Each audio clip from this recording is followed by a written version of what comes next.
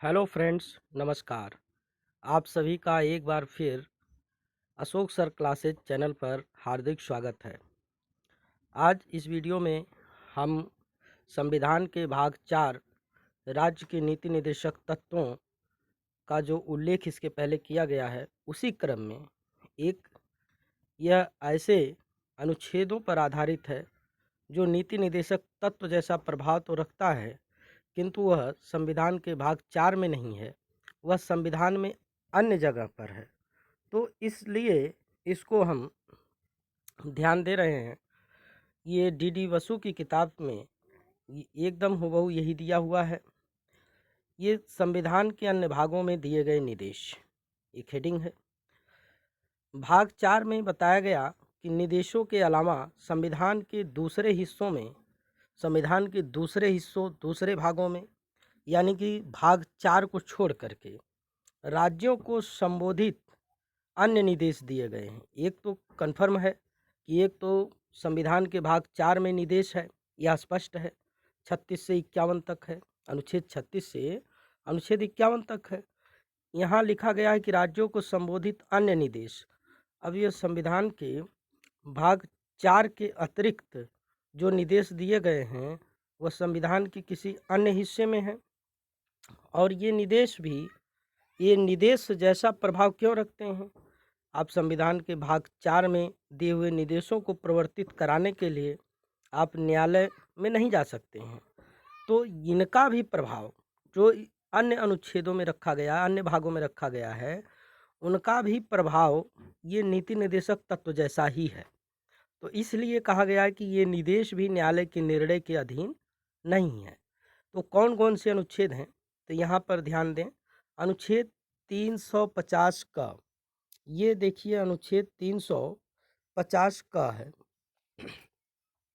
350 का अनुच्छेद 350 का के अनुसार प्रत्येक राज्य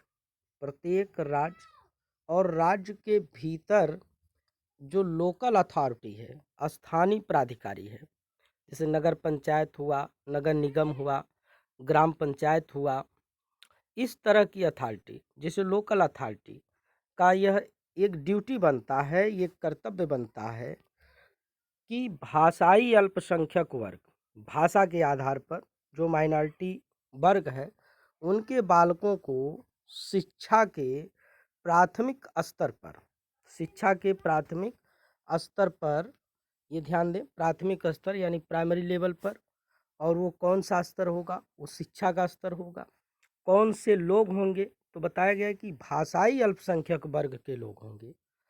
तो अनुच्छेद 350 का के अनुसार प्रत्येक राज्य और राज्य के भीतर स्थानीय प्राधिकारी का यह कर्तव्य है कि भाषाई अल्पसंख्यक वर्ग के बालकों को शिक्षा के प्राथमिक स्तर पर मातृभाषा में शिक्षा की पर्याप्त सुविधाओं की व्यवस्था करें। तो ये किसका कर्तव्य है, ये प्रत्येक राज्य और राज्य के भीतर स्थानीय अथॉरिटी का कर्तव्य है। कहाँ कहा गया, अनुच्छेद 350 क में इस बात का उल्लेख किया गया है।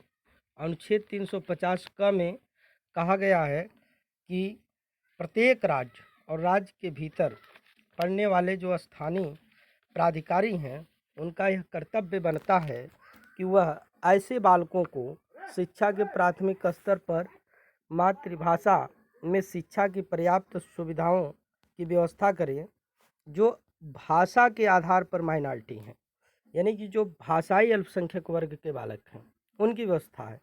प्राथमिक स्तर पर उनके लिए मातृभाषा में शिक्षा की पर्याप्त सुविधाओं की व्यवस्था करने का कर्तव्य बताया गया है अनुच्छेद 350 क में, जो कि भाग 17 में है, जिसमें राजभाषा का उल्लेख किया गया है। ये 350 का जो दिया गया है, ये संविधान में 1956 की धारा 21 द्वारा अंतः स्थापित है, और ये 7वां संशोधन अधिनियम के जरिए इसको रखा गया है। 350 का में एक बात और बताई गई है जिसका उल्लेख यहाँ नहीं है। उसमें कहा गया है कि बेयर एक्ट जब आप उठाकर देखेंगे तो उसमें अनुच्छेद 350 क में कहा गया है कि राष्ट्रपति, एक पार्ट है इसका, राष्ट्रपति को यह अधिकार है। कौन सा अधिकार?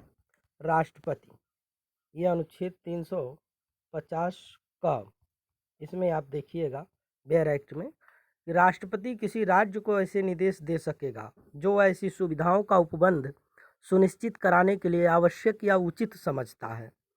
तो यहाँ जो शब्द दिया गया है, जो अथॉरिटी है, जिसको पावर दिया गया है कि राज्य को इसके अलावा भी यदि कोई निर्देश देना हो तो ये कौन दे सकता है, तो यहाँ देखें संसद नहीं है, विधानमंडल नहीं है, तो सीधे सीधे उस अथॉरिटी का उल्लेख किया गया है कि कौन सी अथॉरिटी होगी जो दे सकती है, ऐसा निर्देश कर सकती है, तो वह है राष्ट्रपति।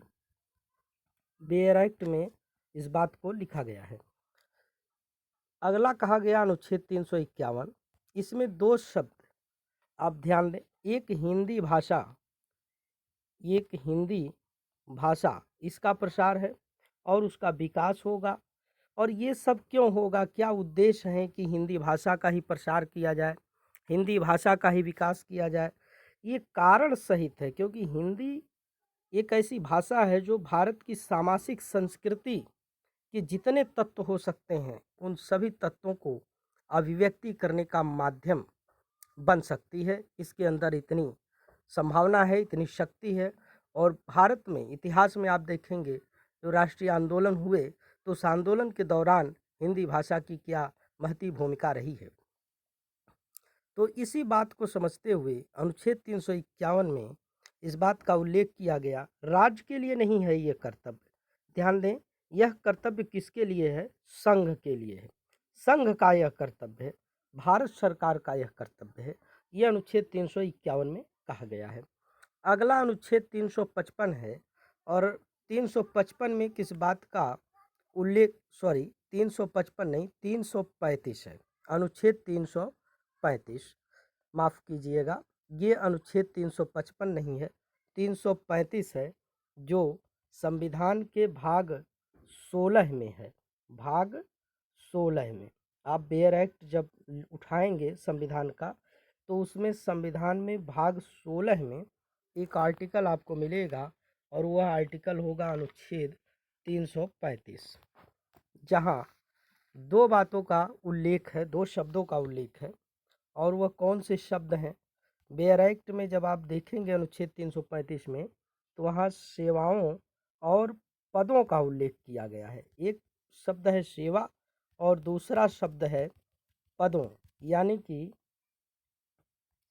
सेवा और पद किससे जुड़ा है 335, यह समझने वाली बात है। ये अनुसूचित जाति और अनुसूचित जनजाति है। तो अब क्या है इसके संदर्भ में देखें, कहा गया है अनुच्छेद 335 के अनुसार संघ, ध्यान दें, राज्य के कार्यकलाप से संबंधित सेवाओं और पदों के लिए नियुक्तियां करने में अनुसूचित जातियों और अनुसूचित जनजातियों के सदस्यों के दावों का प्रशासन की दक्षता बनाए रखने की संगति के अनुसार ध्यान रखा जाएगा, यह भी उल्लेख किया गया है। लेकिन एक उल्लेख बेयर एक्ट में किया गया है, प्रोविज़न लगा करके कहा गया है कि इस अनुच्छेद की कोई बात अनुसूचित जाति और अनुसूचित जनजातियों के जो मेंबर होंगे उनके पक्ष में संघ या किसी राज्य के कार्यकलाप से संबंधित किसी वर्ग या वर्गों में या पदों पर प्रोन्नति के मामलों में आरक्षण के लिए, ध्यान दें 335 का एक प्रोवाइडेड है जहां उल्लेख किया गया है कि आरक्षण, कैसा आरक्षण? आरक्षण के लिए किसी परीक्षा में, अब ध्यान दीजिए, किसी परीक्षा में अर्हक अंकों में, किसी परीक्षा में अर्हक अंकों में, ये अर्हक अंकों में छूट देने या मूल्यांकन के मानकों को घटाने के लिए उपबंध करने के निवारित नहीं करेगी। तो इस बात को स्पष्ट उल्लिखित कर दिया गया है। इसीलिए आप देखते हैं कि योग्यता में मान लीजिए किसी परीक्षा में आपका 50% मांगा जाता है, जनरल ओबीसी हैं, तो SC ST के लिए कहा जाता नहीं आप 45% हैं तो भी काम चल जाएगा। तो ये पावर कहाँ से मिला इनको, ये शक्ति कहाँ से मिली? जबकि समानता का उल्लेख किया गया, तो ये शक्ति कहाँ से मिलती है? तो इसके बारे में एक निर्देश दिया गया और वह है अनुच्छेद 335 में। तो इस तरह से जो बात उल्लिखित की गई है वह 335, 351 और 350 का ये संविधान के भाग 4 में तो नहीं है, लेकिन संविधान के अन्य भाग में है।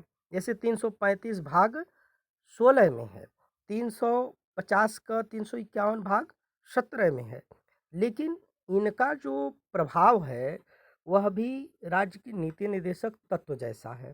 तो इसलिए कहा गया है कि यह न्यायालय के निर्णय के अधीन नहीं है। देखें, कहीं-कहीं आप देखें, यहाँ कहा गया है कि प्रत्येक राज्य और राज्य के भीतर स्थानीय अथॉरिटी। अब ये क्या है, सुविधाओं की व्यवस्था करे, एक निर्देश है। यहाँ कहा गया है 351 में कर्तव्य है, और कर्तव्य है ये भी उल्लेख किया गया है, यानी बाध्यता नहीं, एक ड्यूटी दे दी गई है, निर्देश दे दिया गया है राज्य को, और राज्य ऐसा प्रयास कर रहे हैं। 335 में भी इसी बात को कहा गया है, अनुच्छेद 335 में भी। यहाँ अनुसूचित जाति, अनुसूचित जनजाति है, जहाँ हमने आपको बताया कि नंबर अगर उनका आपका 50% है, जनरल ओबीसी हैं, उनका 45% है, तो फिर भी वो योग्य माने जाते हैं। ऐसा क्यों? तो इसके लिए जो व्यवस्था है वो अनुच्छेद 335 में प्रोवाइडेड करके दिया हुआ है। बेयर एक्ट में देखेंगे तो ये बातें साफ साफ लिखी गई हैं। अब देखिए, नीचे लिखा गया है कि यद्यपि अनुच्छेद 335, 350 का और 351 में अंतर्विष्ट निर्देश भाग 4 में शामिल तो नहीं है, लेकिन न्यायालयों ने यह सिद्धांत लागू करके कि संविधान के सभी भागों को साथ पढ़ा जाना चाहिए, उन पर उतना ही ध्यान दिया है। तो समय समय पर न्यायालय ने भी इसका उल्लेख किया है कि इनके जो प्रभाव हैं वो नीति निर्देशक तत्वों जैसे ही हैं। तो इस तरह से आपको राज्य के नीति निर्देशक तत्व को जब पढ़ रहे होते हैं तो इन अनुच्छेद को भी ध्यान में आपको रखना चाहिए। और यहाँ से भी प्रश्न कई बार पूछे गए हैं और पूछे जाते रहेंगे। आप राज्य के नीति निर्देशक तत्व के बारे में हमारा जो अगला वीडियो आएगा वह रहेगा, जो भिन्न भिन्न परीक्षाओं में प्रश्न पूछे गए हैं उन पर आधारित होगा। जैसे रेलवे में प्रश्न पूछा गया नीति निर्देशक तत्व से, एसएससी में क्या पूछा गया, और हाल ही में जो परीक्षा हुई है उसमें क्या पूछा गया। तो ये प्रयास रहेगा कि आपके सामने हम इस प्रश्न को ले आएँ जो ऑब्जेक्टिव टाइप का है, ताकि आपको सुविधा हो और आपका विश्वास जाग सके, और आप इस मूल जो बेयर एक्ट की किताब है उसको ढंग से पढ़ सकें। तो इसी के साथ आपको हम कहेंगे कि आप इस चैनल को सब्सक्राइब करें और ज़्यादा से ज़्यादा शेयर करें इस चैनल को, और ध्यान दें, यदि आपको अच्छा नहीं लगता है तो सुझाव भी दें कि किस तरह से हम इसमें सुधार कर सकते हैं। और लाइक या डिसलाइक बनता है, अगर अच्छा लगा तो लाइक करें, नहीं अच्छा लगता है तो डिसलाइक भी करें। तो और इस चैनल को सब्सक्राइब करना मत भूलें। और वीडियो देखने के लिए आप सभी का बहुत बहुत धन्यवाद।